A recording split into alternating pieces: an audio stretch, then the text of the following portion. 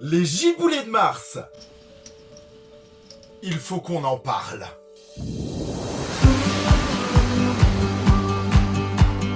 Le phénomène commence à faire parler de lui à partir du Moyen-Âge. Le terme giboulet de Mars viendra avec la découverte et la transition des saisons. Plus tard, oui, au Moyen-Âge, on réfléchissait pas trop au changement de saison. Mais le mot giboulet existe bel et bien depuis le 8e siècle. Il va être popularisé par l'auteur Victor Hugo dans ses écrits, dans la culture populaire, chez les agriculteurs ou les météorologues. On dit que Mars, avec ses giboulées, fait les beaux jours du mois de mai. Alors, finalement, qu'est-ce que c'est que ce phénomène des giboulées de Mars? Nous sommes, comme je l'ai dit, en transition. Le printemps est arrivé, mais l'hiver a encore un petit peu de mal à partir. Il va s'agir d'un air froid du côté polaire et d'un air plus doux qui nous vient du sud.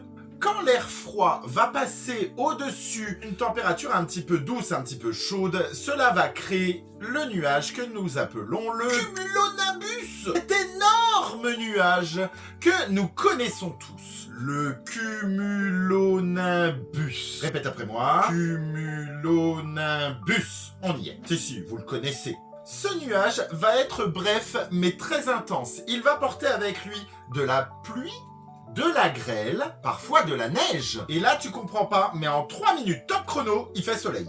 Ce n'est pas partout dans le monde, et surtout aux pays de l'Europe de l'Ouest, la France et le Royaume-Uni par exemple. En résumé, les giboulées de Mars viennent de l'instabilité atmosphérique et du changement de saison. J'entends encore ma grand-mère me dire « En avril, ne te découvre pas d'un fil, en mai, retire ce qu'il te plaît. » Et il n'y avait rien pour le mois de mars. Encore quelques jours à attendre et les beaux jours seront là. Et bien maintenant, tu sais tout. Bonne journée mes explorateurs, à bientôt.